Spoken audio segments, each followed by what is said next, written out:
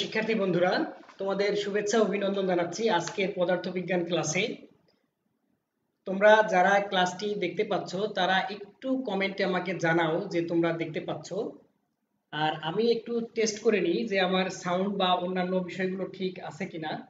তো তোমরা যদি ভালো শুনতে পাও, বিশেষ করে শব্দ যদি শুনতে পাও আর স্ক্রিনটাও যদি একই সাথে দেখতে পাও, তাহলে জাস্ট আমাকে একটু কমেন্টে তোমরা জানাও যে তোমরা আমার সাথে আছো বা তোমাদের কোনো সমস্যা হচ্ছে না, শুধু এইটুকু আমাকে কনফার্ম করো। প্রিয় শিক্ষার্থী, আজকে আমরা কিশোর বাতায়ন, তোমাদের যে প্রাণের প্ল্যাটফর্ম, অর্থাৎ করোনাকালীন সময়ে যেখানে তোমরা যে ক্লাসগুলো করছো, তো এই প্ল্যাটফর্মে আমরা আজকে তোমাদের মহাকর্ষ অভিকর্ষ বিষয় নিয়ে আলোচনা করব। তো সেই পর্যন্ত তোমরা আমাদের ক্লাসের সাথে থাকবে এবং মজার মজার কিছু ইভেন্ট আমরা আজকে দেখবো আর কি তোমাদের সাথে নিয়ে। তো তোমরা শুধু আমাদের জানাও যে তোমরা দেখতে পাচ্ছ কেমন। তোমরা ইতিমধ্যে অনেকে হ্যাঁ সবকিছু ঠিক আছে বলছো, গুড, অনেক সুন্দর, ধন্যবাদ তোমাদের। ঠিক আছে, তাহলে আমরা আজকে বেশ কিছু বিষয় নিয়ে আলোচনা করব। তার আগে আমরা স্ক্রিনে দেখে নিই বিজ্ঞানী নিউটনকে। তোমরা নিশ্চয়ই বিজ্ঞানী নিউটনকে দেখতে পাচ্ছ, তাই না? আমি একটু শেয়ার দিয়ে নিই আমার ওয়ালে, যাতে আমার কলেজের স্টুডেন্টরা যুক্ত হতে পারে, কেমন? তো ঠিক আছে, আমি লিখলাম এইচএসসি ফিজিক্স, লিখে আমি এটা শেয়ার করে দিলাম আমার ওয়ালে। এটা ওয়াচ পার্টি হয়ে গেল মনে হচ্ছে। আচ্ছা, আমি ওয়াচ পার্টিটা লিভ করে দিই। আমি জাস্ট চাচ্ছি এটাকে আমার ওয়ালে শেয়ার দেওয়ার জন্য। তো প্রিয় বন্ধুরা, ওয়ালাইকুম আসসালাম। হ্যাঁ, তোমরা অনেকেই কমেন্ট করেছো আমাকে, অসংখ্য ধন্যবাদ তোমাদের। আচ্ছা, তোমরা একটু বলবে যে নিউটনের পদার্থবিজ্ঞানে অবদানগুলো কি কি, তারপরে আমরা নিউটন সম্পর্কে মজার কিছু জানবো। যদিও আজকে আমাদের পাঠ নিউটন নয়, পাঠ হলো মহাকর্ষ অভিকর্ষ, কিন্তু মহাকর্ষ অভিকর্ষ যার হাত ধরে এসেছে তিনি হলেন বিজ্ঞানী নিউটন। তাই আমরা নিউটনকে আজকের ক্লাসে বিশেষ প্রায়োরিটি দেব। শিক্ষার্থী বন্ধুরা, তোমরা একটু কমেন্টে জানাও যে নিউটনের অর্জন কি কি, অবদান কি কি, অর্থাৎ আমরা যে নিউটনকে পড়ি, কেন নিউটনকে আমাদের পড়তে হয়, এই বিষয়টা তোমরা একটু আমাকে জানাও, কনফার্ম করো। ঠিক আছে, তো তোমরা একটু কমেন্টে জানাও নিউটন কোন কোন ক্ষেত্রে অবদান রাখছে, আমরা কেন নিউটন পড়ছি। আর সেই ক্ষেত্রে আমরা জানি মহাকর্ষ নিয়ে নিউটন কাজ করেছেন, আরো বিভিন্ন বিষয় নিয়ে কাজ করেছেন। তো আমি তোমাদের যেটা দেখাচ্ছি যে নিউটনের বাড়ি এটা। তো নিউটন বাড়ি মানে এই বাড়িতে থাকতেন।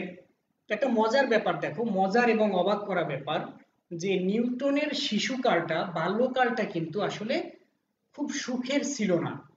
কেন আমাদের নিউটন সম্পর্কে জানতে হচ্ছে? আমরা একটু আগে বলেছি যে মহাকর্ষ অভিকর্ষ চ্যাপ্টারটি আসলে এসেছে নিউটনের হাত ধরে, তাই আমাদের এই সম্পর্কে একটু জানা দরকার, কেমন?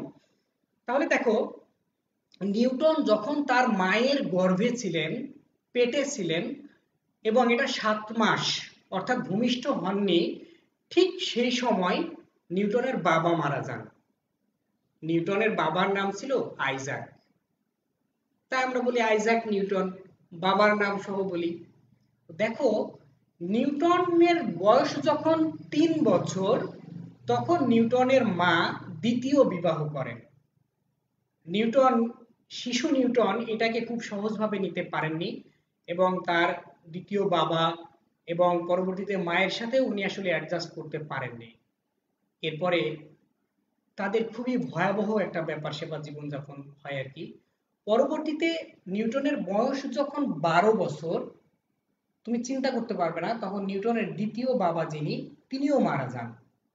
এবং নিউটনের মা তখন নিউটনকে স্কুল থেকে ছাড়িয়ে নিয়ে আসেন, যে তোর আর স্কুলে পড়াশোনা করতে হবে না, তুই এখন কাজ করবি, কৃষি ক্ষেত্রে কাজ করবি, কৃষি ক্ষেতে, সবজি খেতে তোকে কাজ করতে হবে। তাহলে বুঝো কি কঠিন সময় যাচ্ছিল নিউটনের জন্য। কিন্তু নিউটন কাজ শুরু করার পরে উনি দেখলেন যে কৃষি কাজটা আসলে তার সাথে যায় না, মানে উনি অ্যাডজাস্ট করতে পারছিলেন না। তাই উনি কি করলেন, তার চাচার মাধ্যমে বললেন যে আমি পড়াশোনা করতে চাই। তো নিউটনের চাচা নিউটনকে একটা কলেজে ভর্তি করলেন।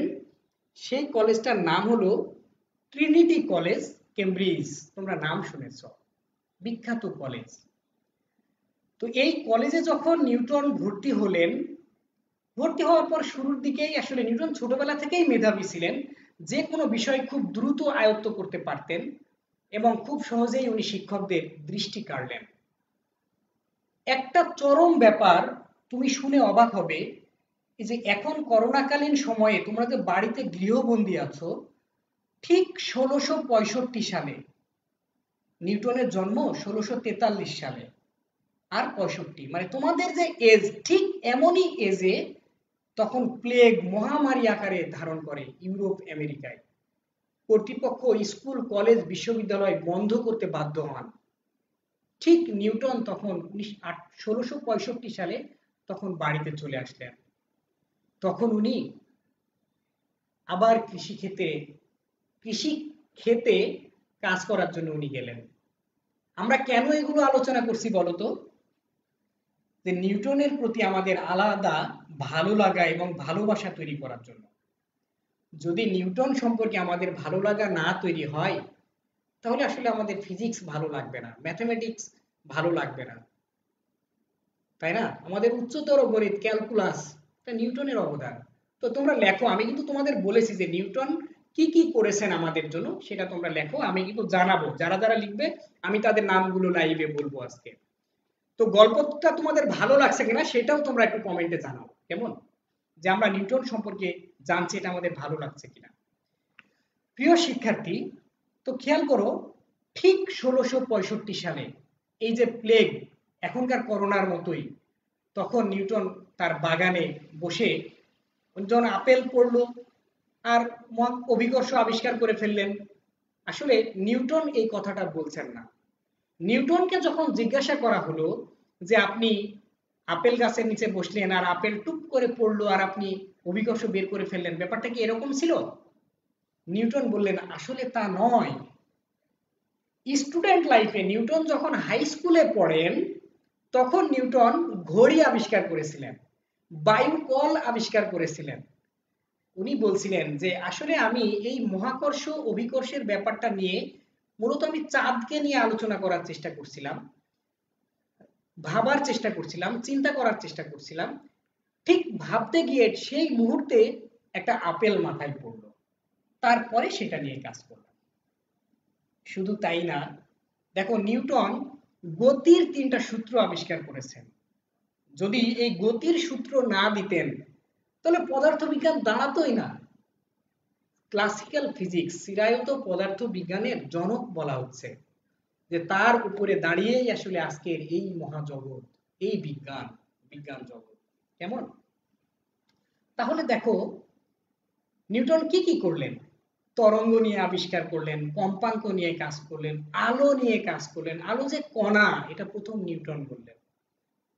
ক্যালকুলাস আবিষ্কার করলেন। আচ্ছা ঠিক আছে, আমি এখন দেখি তোমরা কে কে এগুলো বলছো। ইশতিয়াক আহমেদ বলছে গতি সূত্র, মহাকর্ষ সূত্র, আরো অনেক কিছু। মিলিভা বলছে গতি। তারপরে রুবেল বলছে, রুবেল ওয়েস্ট বেঙ্গল থেকে যোগ দিয়ে ক্লাসে যোগ দিয়েছে, অসংখ্য ধন্যবাদ রুবেল খান। তারপরে নিউটন আরো কি কি কাজ করেছেন এগুলো বলছেন। প্রিজম নিয়ে কাজ করেছেন, মজার, এবং প্রিজম নিয়ে কাজ করেছেন বিজ্ঞানী নিউটন। তারপরে আরো জন বলছে মহাকর্ষ নিয়ে কাজ করেছে, সে বলছে সাদিয়া রহমান। মিলিভা বলছে আপেল, হ্যাঁ গুড। তারপরে ত্রিদাকে বলছে, আচ্ছা রাইহান বলছে প্রিজম নিয়ে কাজ করছে। সেতু বলছে ক্যালকুলাস, মহাকর্ষ, গতিসূত্র। রেহান বলছে, আজিম বলছে, রায়হান বলছে, সৌমিত্র স্যার বলছেন সুন্দর। আরাফাত হোসেন জানতে চাচ্ছে। মৌ মাহমুদ সে বলছে, নাজিফা বলেছে, শাখাওয়াত বলেছে, আয়েশা বলেছে, অবনী বলেছে, নাসির উদ্দিন বলেছে ক্যালকুলাস, মুশফিক বলেছে, নাজিফা বলেছে, আরাফাত, আয়েশা বড়ুয়া, সঞ্জিত মন্ডল, সেতুহরকে কয়েকদিন পরে পেলাম আমি ক্লাসে। আয়েশা আছে, শাহ পাবলিহা জাহান, উম্মে ফাতেমা, রেহান আজিম, আরাফাত হোসেন, তোমরা সবাই বলেছো, অসংখ্য ধন্যবাদ তোমাদের। আসলে দেখো আমি যে জায়গাটাই আলোচনা করছিলাম, যে নিউটনকে নিয়ে আলোচনা করছিলাম, তাহলে খেয়াল করো এই যে ট্রিনিটি কলেজ আজকে বিখ্যাত, আসলে নিউটনের কারণে, নিউটন সেখানে পড়েছিলেন বলে। তো নিউটনের প্রতি আমাদের ভালো লাগা ভালোবাসা তৈরি করতে হবে। নিউটন সম্পর্কে তোমরা আরো অনেক জানতে পারবে তোমরা গুগলে সার্চ করলে। তো প্রিয় শিক্ষার্থী, নিউটন এত বড় মাপের একজন মানুষ হওয়ার পরেও কি তার বিনয় ছিল চিন্তা করো। কেমন তিনি বিনয়ী ছিলেন। আমরা কি করি যে একটু কিছু অর্জন হলেই আমরা নিজেদের অনেক মহাপণ্ডিত মনে করি। আসলে ছোট্ট অহংকার থেকেই কিন্তু তার পতন হতে পারে প্রিয় বন্ধুরা। কারণ তুমি হবে বটবৃক্ষের মতো। বটবৃক্ষের কেউ যদি একটা পাতা ছেড়ে কেউ যদি একটা ডাল ভেঙে ফেলে গাছের কোনো ইফেক্ট পড়ে না। তুমি হবে বটবৃক্ষের মতো, স্যাক্রিফাইস করার মানসিকতা তোমার থাকবে। তো নিউটন কি সুন্দর করে বলছেন দেখো। ও আচ্ছা, তার আগে আরেকটি ছোট্ট কথা আছে। সেটা হলো 2005 সালে রয়্যাল সোসাইটি তারা একটা ভোটাভুটি করে। এই ভোটাভুটির মাধ্যমে তারা বের করতে চায় যে এই পর্যন্ত যত বিজ্ঞানী এসেছেন পৃথিবীতে এর মধ্যে কার প্রভাব সবচেয়ে বেশি। তো সেখানে সারা পৃথিবীর বিজ্ঞানীরা ভোট দেন এবং তারা বলেন নিউটন। একাগ্র চিত্তে সবাই নিউটনের নাম বলেছিলেন। তো নিউটন বেঁচে থাকা অবস্থায় এই রয়্যাল সোসাইটির সভাপতি নির্বাচিত হয়েছিলেন, বিভিন্ন কাজের সাথে যুক্ত ছিলেন, এমনকি উনি সংসদ সদস্যও হয়েছিলেন ট্রিনিটি কলেজের, রাজনীতিতে প্রত্যক্ষভাবে যুক্তও হয়েছিলেন। তো এই নিউটন, এই মহামানব, উনি বলছেন আমি জানি না বিশ্বের কাছে আমি কিভাবে উপস্থাপিত হয়েছি, কিন্তু আমার কাছে আমার নিজেকে মনে হয় এক ছোট্ট বালক যে কেবল সমুদ্র উপত্যকায় খেলা করছে এবং একটি ক্ষুদ্র নুড়ি বা ক্ষুদ্রতর এবং খুব সাধারণ পাথর সন্ধান করছে, অথচ সত্যের মহাসমুদ্র তার সম্মুখে পড়ে রয়েছে যা অনাবিষ্কৃতই রয়ে গেল। এই মেসেজটা কাদের জন্য বলো তো বন্ধুরা? আমাদের জন্য, তোমাদের জন্য। উনি এত বড় মানুষ হয়ে বলছে তুমি যদি বড় সমুদ্র সৈকতের সামনে যাও, এটা হতে পারে ইন্দোনেশিয়ার বালি, হতে পারে ইন্ডিয়ার চেন্নাইয়ের সমুদ্র মেরিনা বিচ, তাই না? হতে পারে আমাদের বাংলাদেশের কক্সবাজার। জানো তো বাংলাদেশের কক্সবাজার পৃথিবীর সবচেয়ে বড় সমুদ্র সৈকত। তো এইরকম তীরে তুমি যদি দাঁড়াও, দাঁড়ালে তুমি যেদিকে তাকাবে শুধু বৃহৎ জল আর জল। এই যে জলরাশি, তার মানে সেখানে এই জলরাশির সামনে তুমি বেলাভূমিতে সি বিচে ছোট ছোট পাথর, মুড়ি পাথর যদি তুমি কুড়াও জাস্ট মাত্র কয়েকটা, তাহলে সারা পৃথিবীর যে জলরাশি এটা পড়ে আছে আবিষ্কার করার জন্য। কার জন্য এটা? তোমাদের জন্য। নিউটন বলছেন সেখান থেকে আমি ছোট্ট মাত্র কয়েকটা পাথর তুলে নিয়েছি মাত্র, কিন্তু পুরোটাই পড়ে রয়েছে, তোমাদের আবিষ্কার করতে হবে। এই মানসিকতা তোমাদের রাখতে হবে যে তুমি আবিষ্কার করবে, তুমি গবেষণা করবে। প্রিয় বন্ধুরা, আমরা ঠিক নিউটনের মতো বড় মনের মানুষ হব, সবাইকে সহযোগিতা করব এবং কারো প্রতি ঈর্ষা করব না কোনোভাবেই। প্রিয় বন্ধুরা, আমরা এর পরে দেখাতে চাচ্ছি গ্যালিলিও সম্পর্কে। আমরা যাব মহাকর্ষের সূত্রও জানতে চাইবো তোমাদের কাছে। আজকে আমরা মহাকর্ষ চ্যাপ্টারে একেবারে বেসিক বিষয়গুলো আলোচনা করব। আমরা সবাইকে নিয়ে ক্লাসটা এগোতে চাই। আজকের যে কাজগুলো হবে তোমরা সবগুলোই জানো। ক্লাসটা কেমন লাগছে সেটাও তুমি কমেন্টে আমাকে জানাও। গ্যালিলিও গ্যালিলি, উনি আবার ছিলেন মহাপণ্ডিত এবং উনার যে ত্যাগ তুমি এটা চিন্তাও করতে পারবে না। বিজ্ঞানকে বাঁচানোর জন্য, নেক্সট পৃথিবীকে আমাদের জন্য উপযোগী করে তোলার জন্য। কি একটা আশ্চর্য ব্যাপার দেখো, প্রকৃতির কি খেলা। নিউটন জন্মগ্রহণ করেছিলেন 1643 সালে, ঠিক তার আগের বছর মারা যান গ্যালিলিও 1642 সালে। এক মহাপণ্ডিত পৃথিবী থেকে বিদায় নিলেন, প্রস্থান করলেন। ঠিক তার পরের বছর আসলেন আরেকজন। কি সেতু বন্ধন সৃষ্টিকর্তা, খেয়াল করো, একটু চিন্তা করে দেখো। এই গ্যালিলিও কি করেছিলেন দেখো। গ্যালিলিওকে একটি বিষয় বিশেষভাবে পীড়া দেয়, ইন্সপায়ার করে। পীড়া থেকে ইন্সপায়ারটা কি ছিল আর পীড়াটা কি ছিল? তোমরা ব্রুনোর নাম শুনেছো যে পৃথিবী যে সূর্যের চারিদিকে ঘোরে, এটা বলার জন্য ব্রুনোকে নির্মমভাবে পুড়িয়ে মারা হয়েছিল। এরপরে এটা নিয়ে কাজ করেন গ্যালিলিও। গ্যালিলিও যখন গাণিতিকভাবে প্রমাণ করলেন পৃথিবী তো সূর্যের চারিদিকেই ঘোরে, এটা তো সত্য, এটা প্রমাণ করার ফলে গ্যালিলিওকে কারাবাস করতে হয়েছিল। কেন? সে অনেক কথা, তোমরা এগুলো গুগলে সার্চ করে পড়ে নিতে পারো, এমনকি তোমাদের বইয়ের প্রথম চ্যাপ্টারের শুরুতেই কিন্তু এগুলো লেখা আছে প্রিয় বন্ধুরা। তো গ্যালিলিওকে পরবর্তীতে দুইটা শর্ত দেয় পোপ, যারা শাসন করতেন গ্যালিলিওর সমাজ। তারা বলেছিলেন তুমি গবেষণা করতে পারবে, কাজ করতে পারবে, কিন্তু তোমার লেখা যদি ব্রুনোর সাথে মিলে যায় তাহলে এটা তুমি অন্য কোথাও পাবলিশ করতে পারবে না, এমনকি অন্য কোনো দেশেও নয়, আর তুমি কারোর সাথে দেখা করতে পারবে না। গ্যালিলিও এই দুইটা শর্তই মানেননি। যদি উনি মেনে চলতেন তাহলে আজকের এই ওয়ার্ল্ড আমরা পেতাম না।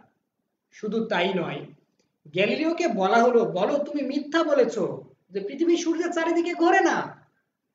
উনি জেল থেকেও বলেছিলেন, কারাগার থেকেও বলেছিলেন যে তাও পৃথিবী ঘুরছে। তো এই গ্যালিলিও কি কি কাজ করেছেন তার একটা ছোট্ট তালিকা দেখো। তার আগে গ্যালিলিও পড়াশোনা করেছিলেন পিসা বিশ্ববিদ্যালয়ে, এটা ইটালিতে অবস্থিত।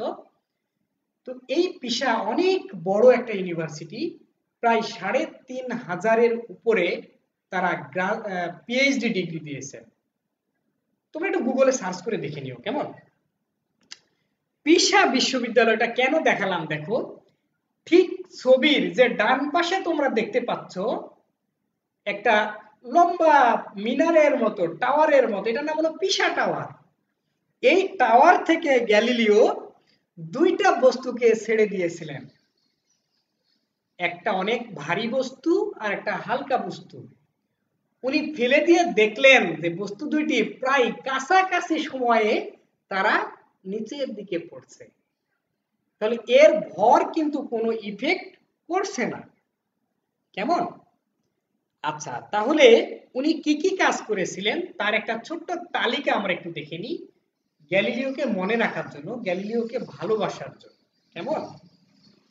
গ্যালিলিও প্রতিসারক টেলিস্কোপের আধুনিকায়ন করেন, টেলিস্কোপকে প্রথম জ্যোতির্বিজ্ঞানের কাজে ব্যবহার করেন।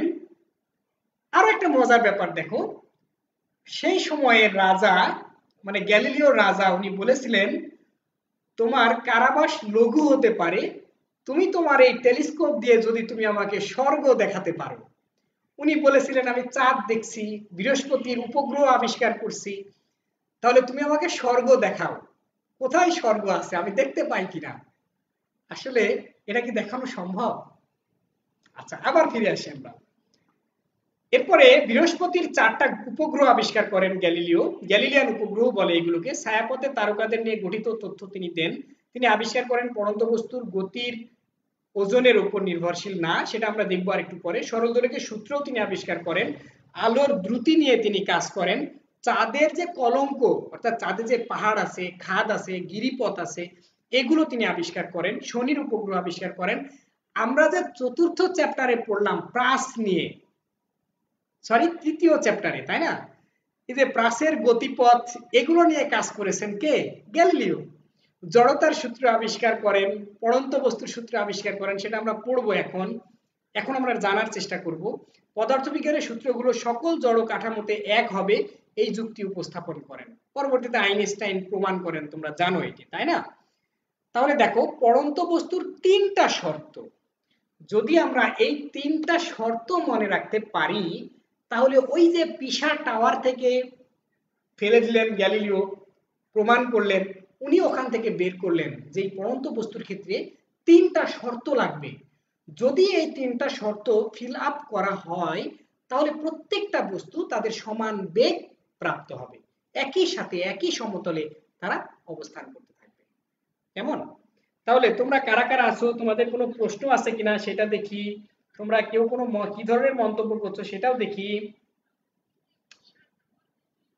আচ্ছা, তোমরা কে কি বলছো আমি একটু দেখার চেষ্টা করি। এখন একজন বলছে আসসালামু আলাইকুম, আরেকজন বলছে যে ঝড়ে বেঁকে গেছে পিসা টাওয়ার। আচ্ছা আচ্ছা, আরেকজন বলছে যে এটা স্ট্রেট নয় কেন, আরেকজন বলছে আচ্ছা টাওয়ার সোজা নয় কেন, আচ্ছা আচ্ছা, পিসা টাওয়ার 83 ডিগ্রি স্টেট, গুড। তোমরাই তো অনেকেই তোমরা গুগল সার্চ করে করে তোমরা বের করছো এগুলা।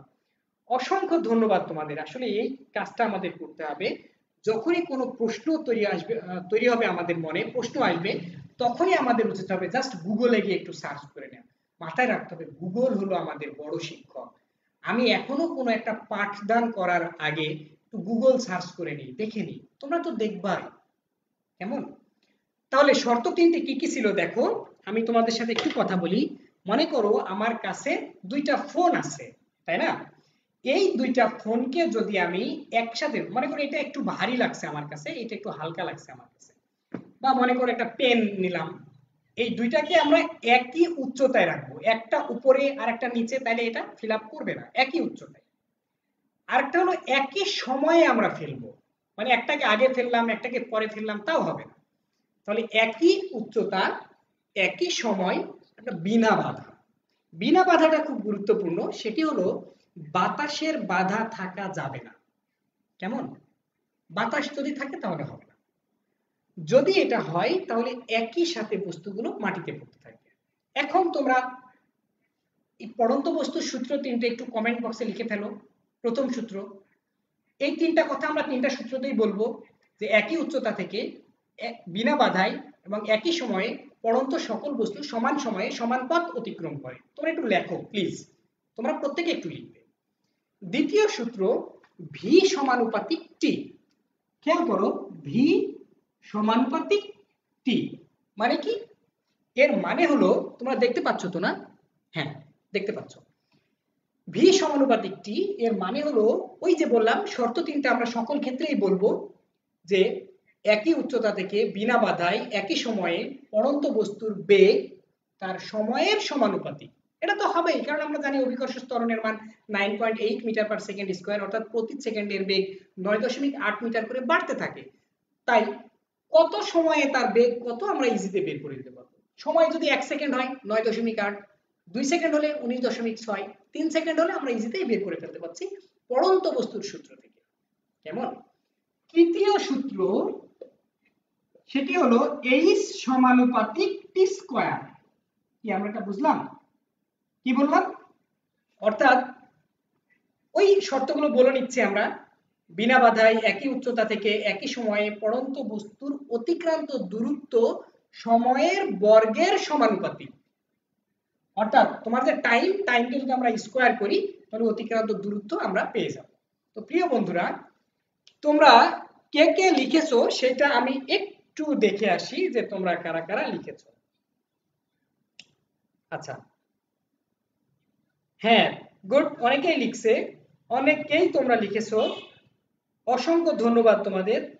হ্যাঁ, তোমরা গতির তৃতীয় সূত্রটা, পড়ন্ত বস্তুর তৃতীয় সূত্রটা তোমরা একটু আমাকে লিখে দেখাও, যে এর ভাষাটা কেমন হবে, বিবৃতিটা কেমন হবে।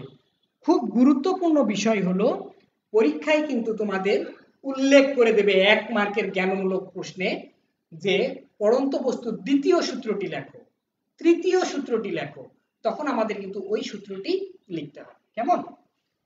এখন আমরা কি কাজ করব একটু দেখে নিই। প্রিয় বন্ধুরা, এখানে দেখো একটি বিষয় যেটা তোমরা 9-10 থেকে দেখে এসছো, যে মেরু অঞ্চলে অভিকর্ষ ত্বরণের মান বেশি, বা কোন অঞ্চলে বেশি।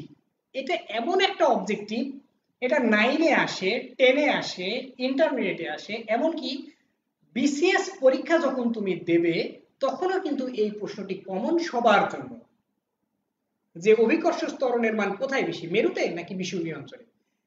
কেন বেশি সেটা আমরা দেখব একটু পেছনে এসে। তার আগে আমরা একটু দেখে নিই, যে এই স্ক্রিনটা তোমরা দেখতে পাচ্ছ নিশ্চয়ই, সেখানে অভিকর্ষ ত্বরণ জি এর মান নির্ণয় করা আছে। তো প্রিয় বন্ধুরা, আমি এটা তোমাদের একটু বোর্ডে দেখাতে চাই। খেয়াল করো, যে এই হলো পৃথিবী, পৃথিবীর এটা হলো কেন্দ্র, এই দূরত্ব অর্থাৎ রেডিয়াসকে আমরা বলছি আর, পৃথিবীর ব্যাসার্ধ। তো একেবারে পৃথিবী পৃষ্ঠে, ভূপৃষ্ঠে, মাটিতে যেখানে আমরা দাঁড়ায় আছি, এইরকম একটা জায়গায় অভিকর্ষ ত্বরণের মান হলো জি সমান জিএম বাই আর স্কোয়ার। কেন জি সমান জিএম বাই আর স্কোয়ার কিভাবে আসে আমরা একটু পেছনে ফিরে যাচ্ছি। যে মহাকর্ষ সূত্র থেকে আমরা জানি এফ সমান জি। আচ্ছা, আমাদের মহাকর্ষ সূত্রটা আবার লাগবে না, তাহলে মহাকর্ষ সূত্রটা আমরা একটু ব্যাখ্যা করে আসি। যে যে কোনো দুইটা বস্তু, একটা m1 একটা m2, তোমরা এটা জানো, এবং এদের দূরত্ব যদি r হয় তাহলে কি হবে f সমান জি m1 m2 by R square. অর্থাৎ মহাবিশ্বের প্রতিটি বস্তু কণায় একে অপরকে নিজের দিকে আকর্ষণ করে। কে বের করলেন? নিউটন। কোথা থেকে? আপেল গাছের নিচে থেকে। এই আকর্ষণ বলের মান এদের ভরের গুণফলের সমানুপাতিক এবং দূরত্বের বর্গের ব্যস্তানুপাতিক। প্রিয় ইন্টারমিডিয়েটের বন্ধুরা, তোমাদের অনেকেরই হয়তো বিরক্ত লাগছে, কিন্তু ব্যাপারটা খেয়াল করো যে এবার যারা এসএসসি পাশ করলো তারাও তো এখন ইন্টারমিডিয়েট ফার্স্ট ইয়ার, আমরা ওদেরকেও ইনক্লুড করে নিচ্ছে আমাদের ক্লাসে। কি বুঝতে পারছো? Thank you. তাহলে দেখো, এই হলো অভিকর্ষ ত্বরণের মান, মহাকর্ষ সূত্রের মান, সমীকরণ। তাহলে দেখো, এই জায়গায় আমরা অভিকর্ষ ত্বরণের মান এখন বের করতে চাচ্ছি, বা সমীকরণটাই আমরা বের করতে চাচ্ছি। তাহলে পৃথিবীর ভরকে আমরা ধরলাম বড় হাতের এম, আর এখানে ছোট্ট একটা বস্তু রাখছি, তার ভর আমরা দিলাম ছোট এম। একটা দিলাম ক্যাপিটাল এম, একটা দিলাম স্মল এম। বস্তুর ভর, পৃথিবীর ভর। তাহলে সমীকরণ ছিল G M M by R square. কিছু জায়গায় এফ সমান ছিল, তাই না? ফোর্স, অর্থাৎ মহাকর্ষ বল। গতির দ্বিতীয় সূত্র থেকে তোমরা জানো যে এফ সমান এম এ। এখানে যেহেতু অভিকর্ষ ত্বরণ, তাই এটাকে আমরা বলছি এমজি। তাহলে দেখো, দুইটাই কিন্তু এফ সমান, তাহলে আমরা এমজি সমান এইটুকু লিখব। যদি আমরা লিখি তাহলে কেমন হবে দেখো, এম জি সমান G M M divided by R square. উভয় পক্ষ থেকে ছোট হাতের এম কে আমরা বাদ দিয়ে দিলাম, তাহলে থাকলো কি জি সমান G M by R square. এই সমীকরণটা এতটাই গুরুত্বপূর্ণ যে আমাদের 2 মার্কের প্রশ্ন ব্যাখ্যা করতে হয় এই সমীকরণ দিয়ে। প্রশ্নটা পরে আসে, দেখো যে বলল অভিকর্ষ ত্বরণ বস্তু নিরপেক্ষ হলেও স্থান নিরপেক্ষ নয়, তুমি এটা ব্যাখ্যা করো। তাহলে কিভাবে আমরা এটা ব্যাখ্যা করব? আমরা বলবো, আমরা জানি মহাকর্ষ সূত্র F সমান G M M by R square. বস্তুর গতির দ্বিতীয় সূত্র থেকে আমরা জানি F সমান mg। এই দুই সমীকরণ থেকে আমরা পাই জি সমান G M by R square. এই সমীকরণে যে বড় হাতের m, যেটা ক্যাপিটাল M, সেটা হলো পৃথিবীর ভর, বড় হাতের g ইউনিভার্সাল কনস্ট্যান্ট, এবং আর হলো পৃথিবীর রেডিয়াস। এই সমীকরণে বস্তুর কোনো অস্তিত্বই নাই, বস্তুর কোনো ভরই নাই। তাই অভিকর্ষ ত্বরণ বস্তু নিরপেক্ষ, নিউট্রাল হলেও স্থান বা অবস্থান নিরপেক্ষ নয়। তখন আমরা এইভাবে করে প্রমাণ করব। কি পারবো? অবশ্যই পারবো মনে হয়। তো এখন এই সমীকরণ থেকে আমরা একটি ম্যাথমেটিক্যাল প্রবলেম সলভ করতে চাই। এই সমীকরণ থেকে জি সমান জিএম বাই আর স্কোয়ার। তো খেয়াল করো, এই সমীকরণটা এই গাণিতিক সমীকরণ বা গাণিতিক প্রবলেম, এটা যদি আমরা সলভ করতে চাই, তোমরা যারা পারবে তারা অলরেডি করে ফেলতে পারো, করে তোমরা কমেন্ট বক্সে উত্তরটা তোমরা লিখে দিতে পারো। এই সমীকরণটা কিভাবে আসে, এর ব্যাকগ্রাউন্ডটা কোথায়, আমি সেটা একটু তোমাদের সাথে আলোকপাত করতে চাই। প্রিয় বন্ধুরা, একটু আগে যেটা বলছিলাম যে এই যদি পৃথিবী হয় এবং এটা যদি এর রেডিয়াস হয়, তাহলে ভূপৃষ্ঠে অভিকর্ষ ত্বরণের মান জি সমান জিএম বাই আর স্কোয়ার। আর এখান থেকে এইচ উচ্চতায়, অর্থাৎ কোনো একটা বস্তুকে ভূপৃষ্ঠ থেকে আমরা উপরের দিকে উঠালাম, সেই ক্ষেত্রে এইচ উচ্চতায় অভিকর্ষ ত্বরণের মান হইল জি ড্যাশ সমান G M divided by R plus H তার whole square. Equation number 1, equation number 2 আমরা বের করতে চাই উপরে এইচ উচ্চতায়, সেটা আছে কোথায়? 2 নম্বরে, তাহলে তাকে উপরে রাখতে হবে। তাহলে 2/1 যদি আমরা করি, তাহলে G dash divided by G equal G M divided by R plus H তার whole square into R square divided by GM. GM vanish হয়ে গেল, থাকে R square divided by R plus H তার হোল স্কয়ার। প্রিয় বন্ধুরা, আমরা একটা whole square দিচ্ছি এখানে, যেহেতু উপরে নিচে দুই জায়গায় হোল স্কয়ার ছিল, উপরে নিচে থেকে আমরা একটা আর কমন নিতে চাই, যদি কমন নিই তাহলে কি হবে 1 ডিভাইডেড বাই একটা আর কমন নিলাম, তাহলে সমীকরণটি এমন হলো, খেয়াল করো, g dash divided by g equal, R common নিচ্ছি আমরা, কমন নিলে উপরে থাকে শুধু 1, তাই না, আর নিচে থাকে হলো আর কমন গেছে 1 plus h divided by r। খেয়াল করো, এটার যে হোল স্কয়ার ছিল সেটা আমরা দিয়ে দিলাম। তো এখন দেখো উপরে নিচের r কে আমরা ভাগ করে দিলাম, তাহলে থাকলো 1 ডিভাইডেড বাই আর আর চলে গেল 1 প্লাস h বাই r, তার হোল স্কয়ার থাকে, তাই না। তাহলে এখানে কি থাকবে 1 প্লাস h বাই r, তাকে আমরা উপরে উঠাই নিলাম। এটাকে বলছে দ্বিপদী উপপাদ্য। এই দ্বিপদী উপপাদ্যের যদি আমরা বিস্তৃতি করি তাহলে তার আমরা একটা সমীকরণ পাবো। সমীকরণটা কেমন হবে, 1 minus 2h by r plus 3h by r square, এভাবে চলতেই থাকবে। খেয়াল করো এখানে খুব গুরুত্বপূর্ণ একটি বিষয় আছে, h মানে কি r মানে কি, জায়গাটা খুব ক্রিটিক্যাল, একটু খেয়াল করে দেখো। r মানে ব্যাসার্ধ, কার, পৃথিবীর ব্যাসার্ধ। পৃথিবীর ব্যাসার্ধ কতটুকু, পৃথিবীর ব্যাসার্ধ 6400 কিলোমিটার। কত দূরত্ব, পৃথিবীর ব্যাসার্ধ 6400 কিলোমিটার। তো আমরা কতটুকু উপরে ওঠার কথা বলছি বলতো, এটা হতে পারে এরকম যে আমরা 1000 উপরে ওঠার কথা বলছি, 2000 মিটার, 3000 মিটার, 10,000 মিটার, 1 লক্ষ মিটার, কিন্তু এটা তো 64 লক্ষ মিটার।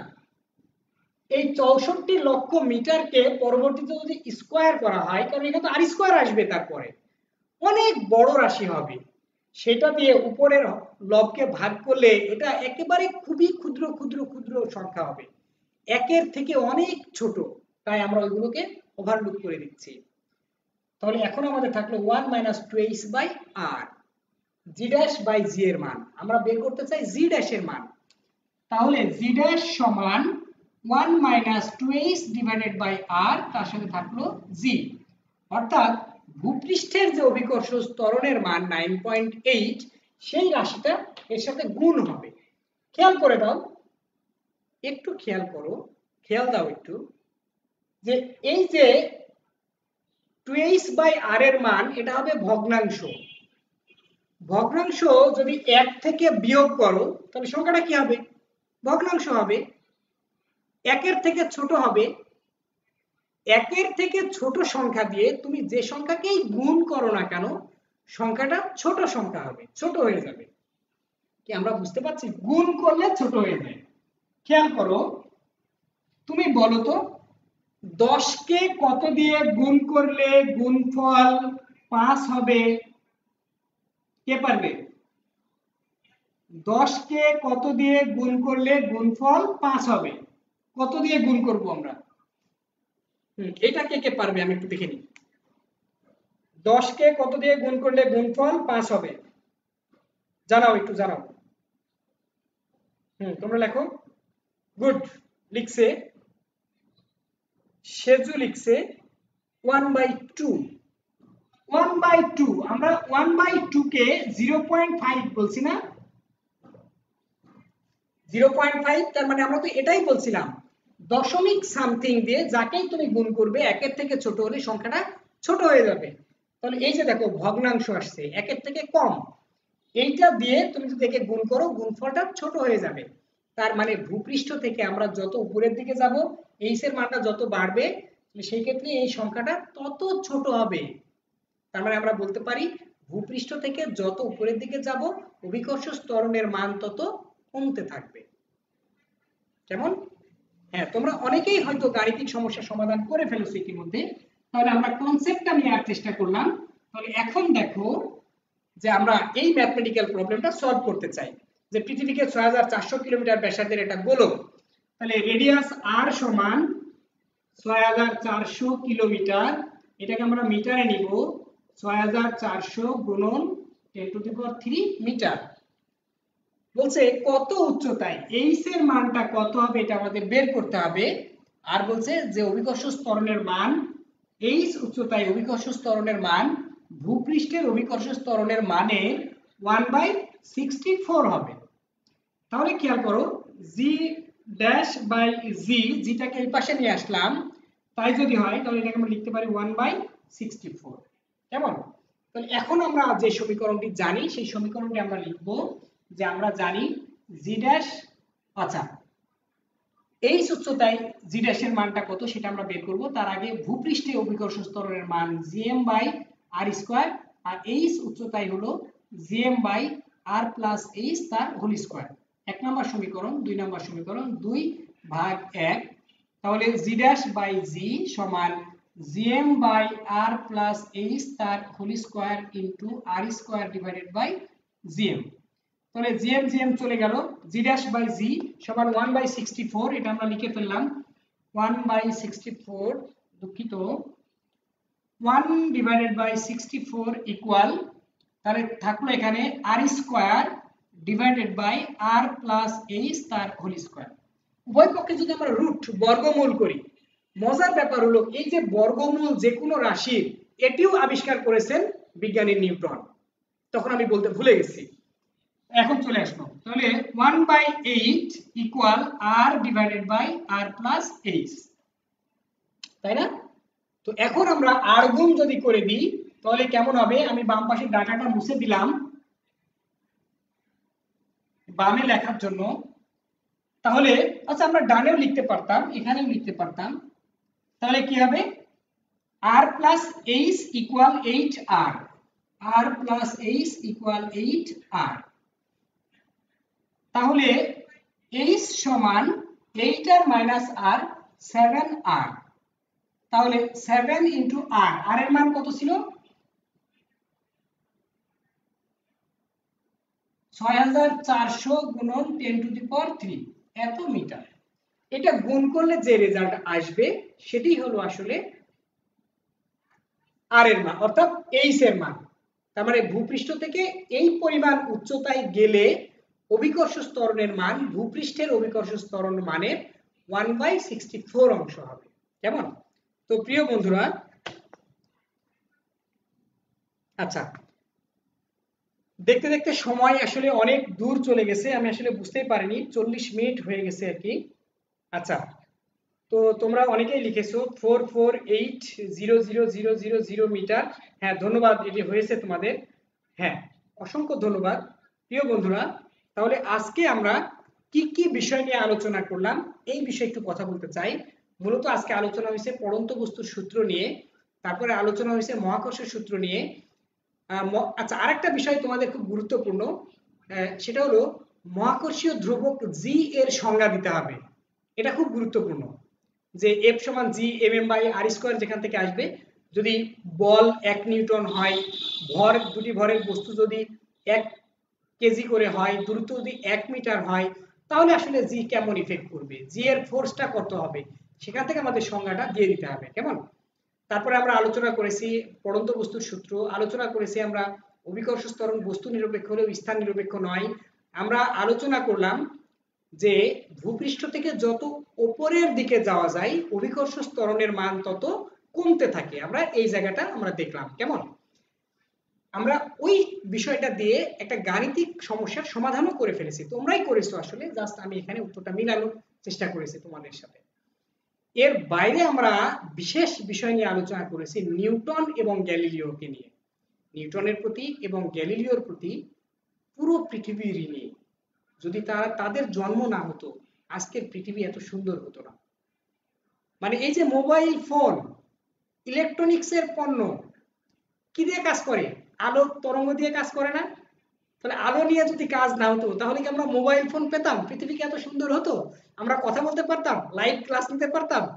ঠিক আমি এই জায়গাটাই আঘাত করতে চেয়েছি। প্রিয় বন্ধুরা, এই যে আলোচনা হলো, আগামী ক্লাসে আমরা পরের বিষয়গুলো নিয়ে আলোচনা করব। তো আজকের ক্লাসটা তোমাদের ধন্যবাদ জানায়ে এখানেই শেষ করে দিচ্ছি। অসংখ্য ধন্যবাদ তোমাদের, শুভকামনা রইল তোমাদের জন্য। প্রিয় বন্ধুরা, তোমরা অবশ্যই সবাই ঘরের মধ্যে থাকবে, বাইরে বের হবে না কোনোভাবেই, খুব প্রয়োজন ছাড়া। সেই পর্যন্ত তোমরা আগামী ক্লাস পর্যন্ত তোমরা ভালো থাকো, সুস্থ থাকো। তোমাদের জন্য অনেক অনেক শুভকামনা।